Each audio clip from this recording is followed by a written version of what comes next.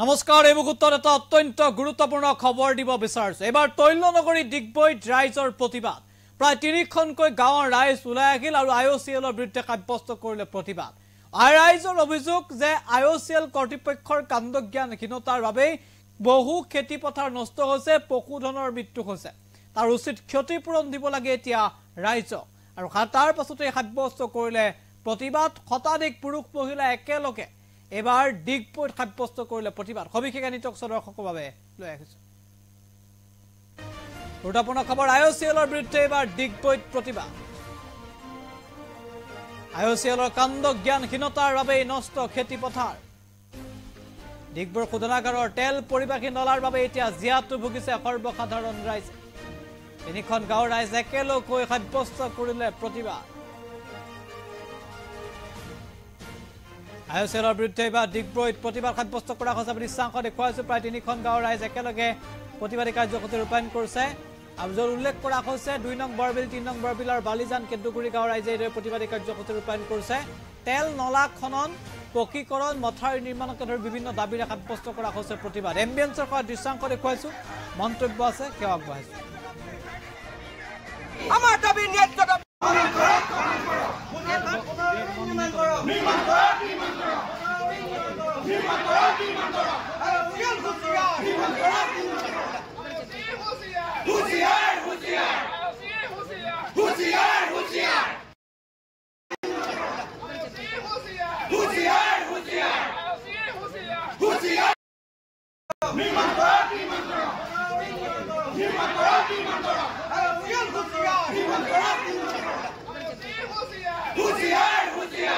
ডিগবৈ তেল নলাটো বাম হৈ যোৱাৰ কাৰণে আজি আমি ২ নং বৰবিল ৩ নং বৰবিল আৰু বালিজান কেন্দুগুৰি গাঁওবাসী ৰাইজ আজি দীৰ্ঘদিন ধৰি আমি জিয়াটো ভুগিবলগীয়া হৈছে আমাৰ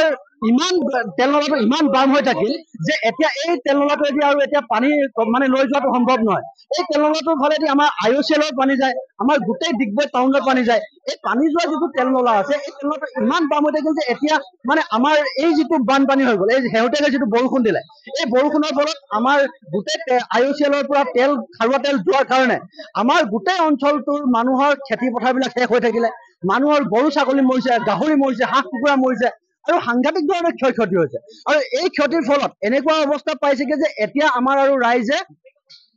২-৩ বছৰলৈকে আৰু এতিয়া খেতি কৰিব পৰা অৱস্থাত নাথাকিব সেইকাৰণে আজি আমি আইঅচিএল কৰ্তৃপক্ষৰ ওচৰত দাবী উত্থাপন কৰিবলৈ আহিছো যে তেওঁলোকে অতি সোনকালে আমাৰ যিটো তেল নলা আছে এই তেল নলাটো একেবাৰে খনন কৰি দি এই তেল নলাটোৰ কিনাৰটো একেবাৰে পকীকৰণ কৰি দিব লাগে মথাউৰিটো ওখ কৰি দিব লাগে আৰু আমাৰ যিবিলাক ৰাইজৰ যিবিলাক ক্ষয়ক্ষতি হৈছে এই গোটেই ক্ষয়ক্ষতিৰ ক্ষতিপূৰণ দিবৰ কাৰণে আমি দাবী উত্থাপন কৰিবলৈ আহিছো দ্বিতীয় কথাটো হ'ল যে এই তেল নলাটোৰ ওপৰেদি কেইবাখনো দলং কৰিছে যিবিলাক বহু আগতে বনাই থৈ দিয়া এই দলংবিলাকো আমাৰ পকীকৰণ কৰি দিবৰ কাৰণে আমি দাবী উত্থাপন কৰিবলৈ আহিছো আৰু তৃতীয় কথাটো হ'ল যে আমাৰ যিটো ষ্টেচন পাৰা এই ষ্টেচন পাৰাৰো এই একেবাৰে এতিয়া সাংঘাতিক ধৰণে বানপানী হৈছে আমাৰ ডিগবৈ টাউনতো বানপানী হৈছে গতিকে এই বানপানীবিলাক ৰোধ কৰিবৰ কাৰণে তেল নলাটো খনন কৰাটো অতিকৈ জৰুৰী আৰু এইটো প্ৰতি বছৰ মূৰে মূৰে চফা কৰাটো অতি জৰুৰী সেইকাৰণে আমি এই কথাখিনি আজি ডিগবৈবাসীৰ ৰাইজে আমি আজি ক'বলৈ আহিছো আজি আমি কেন্দুগুৰিবাসী ৰাইজ আহিছো ২ নং বৰবিল ৩ নং বৰবিলবাসী ৰাইজ আহিছো আৰু যদি চৰকাৰে আমাৰ এই দাবীবিলাক মানি নলয় যদি আমাৰ আইঅচিএল প্ৰশাসনে এই দাবীবিলাক মানি নলয় তেনেহ'লে আমি অনাগত দিনত ইয়াতকৈ অধিক আমি ৰাইজ আহি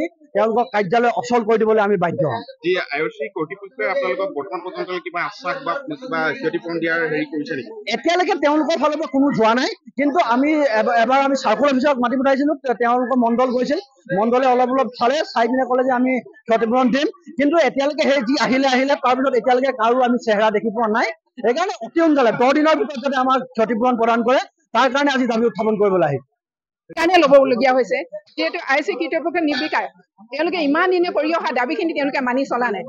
সিদিনা হৈ যোৱা যিখিনি আপোনালোকে হয়তো পাইছে মোৰ ফেচবুক লাইভত তেতিয়া মই দিছিলো যে যদিহে এনেবাকে যদি এটা জুচলা কাটি লাগিলে গোটেই ৰাইজৰ কাৰণে যথেষ্ট ক্ষয়ক্ষতি হ'ল তাৰোপৰি যিখিনি কৃষিভূমিবিলাক আপোনালোকে হয়তো দেখিছে মোৰ ফেচবুক লাইভত কঠীয়াবিলাকত একদম তেল জমা হৈ আছে আৰু এইখিনি যে খেতি হ'ব আৰু সম্ভৱ নহয় যিহেতু আৰু 2-3 বছৰৰ কাৰণে এইখিনি চন কৰি যাব ৰাইজক কোনে ক্ষতি দিব গতিকে আইঅচি কৰ্তৃপক্ষৰ ওচৰত আমাৰ এটা দাবী যাতে ৰাইজৰ যিখিনি ক্ষয়ক্ষতি হৈছে সেইখিনি ক্ষতিপূৰণ কৰক আৰু নলাটো বছৰ বছৰি খনন কৰক তাৰোপৰি নলাটো দুয়োপাৰে পকীকৰণ কৰক আৰু যদি পকীকৰণ নকৰে তেনেহ'লে তেওঁলোকে কি কৰি আছে ইমান দিন কাৰণ তেওঁলোকৰ পানীয়ে যে যায় সেই ৰাস্তাইদি সেই নলাই দি গতিকে ৰাইজৰ প্ৰতি IOC অকল নিজৰ মুনাফা কৰিলে নহ'ব, জনসাধাৰণৰ উন্নয়ন কৰাটো এইটো কৰ্তব্য। প্ৰতিটো ইণ্ডাষ্ট্ৰিৰ এটা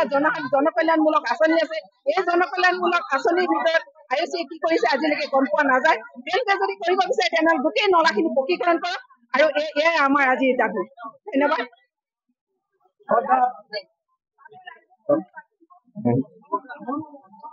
আজি 10 দিন মানৰ আগত হোৱা বৰষুণৰ ফলত তেল নলাইদি বৈ যোৱা IOCL যি লেতেৰা পানী আৰু তেলে এখন বিস্তীৰ্ণ খেতি পথাৰ নষ্ট কৰিলে। আৰু আমি প্ৰত্যেক বছৰে IOCক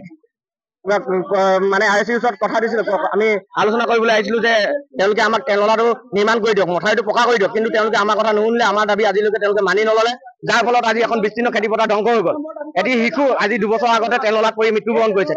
তেল পানী খোৱাৰ কাৰণে। ইয়াৰ দায়িত্ব কোনে ল'ব? IOCL ইয়াৰ দায়িত্ব